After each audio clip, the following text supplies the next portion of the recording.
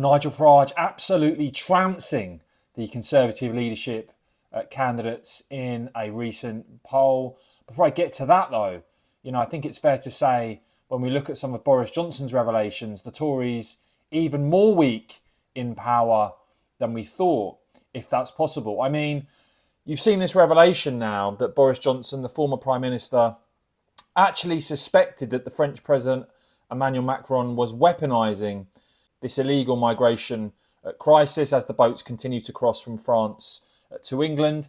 But of course, what did the British government do to stand up to France? Oh yes, I remember.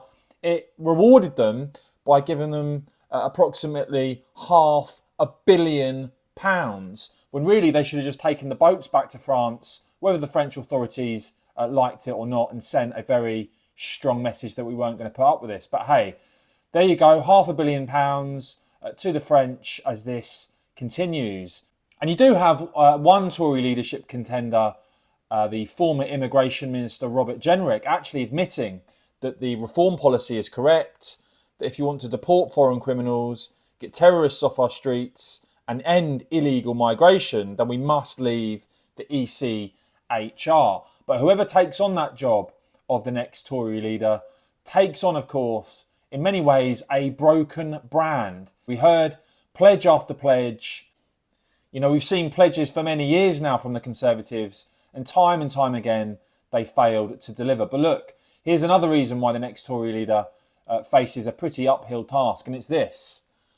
Because latest research from Ipsos actually showing when voters look at what it takes to be a good PM, Nigel Farage beating all four of these leadership contenders. And you see here, 24% of the country backing Nigel versus 15% for James Cleverly, 12% for Tom Tugendhat, 11% for Kemi Badenoch, and 10% for Robert Jenrick. And you've got Kieran Pedley there of Ipsos saying these findings reflect other Ipsos research that shows none of the Conservative leadership candidates cut through in a positive way with the public, but also that many have no particular opinion on them at all. And he goes on to say that Nigel Farage looms large over the contest. With reform doing such damage to the Conservatives in July and Farage himself popular with 2019 Conservative voters, the new leader will face a challenge winning back some of the voters the party lost this summer. So there you go.